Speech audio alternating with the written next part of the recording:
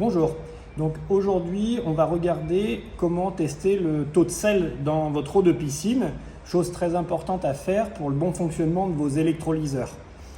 Chaque électrolyseur a besoin d'un taux de sel différent.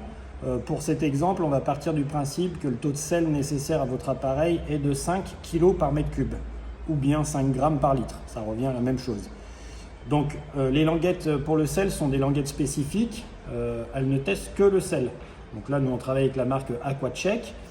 Dans un petit pot, vous avez donc une dizaine de languettes, ce qui est amplement suffisant pour la saison.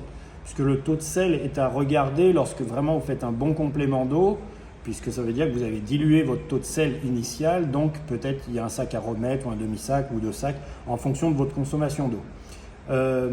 Donc pour ce faire, il faut aller prendre dans le bassin l'équivalent de ce niveau d'eau-là, à peu près 2 cm d'eau. Et voici comment se présentent les languettes. Donc les languettes de sel, vous avez une languette avec une verticalité marron avec des graduations. Un petit tiret égale 0,2, donc on a 5 tirets par graduation de 1. Et tout en haut de la languette, donc ici, vous avez une bande horizontale jaune. Vous verrez lors du test, lorsque cette languette jaune horizontale devient noire, c'est seulement à ce moment-là qu'on fait la lecture sur la languette. Pas avant. Tant qu'elle est jaune, on laisse faire, on laisse tremper la languette dans les 2 cm d'eau, de façon à ce que le test soit bien terminé. C'est vraiment quand c'est noir. Donc là, on va regarder, je vais mettre la languette, donc on la met bien à la verticale à l'intérieur du gobelet, du verre, de ce que vous avez. On laisse du coup tremper que le bas de la languette.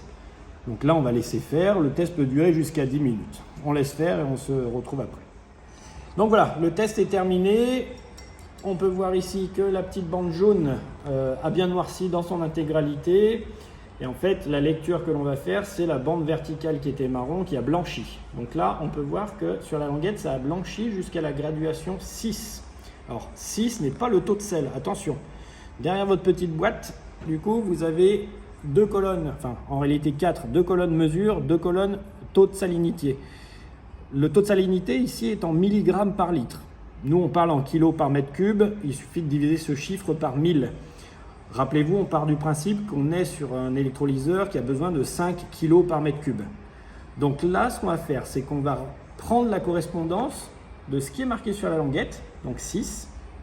On va aller chercher le 6 dans la colonne mesure et voir à quoi ça correspond. Ici, on peut voir que ça correspond à 2510, donc 2,5 kg par mètre cube. C'est-à-dire que, en gros, on a nous déjà 2,5 kg par mètre cube testé dans la piscine. Pour aller jusqu'à 5, ce que demande l'appareil, il nous manque 2,5.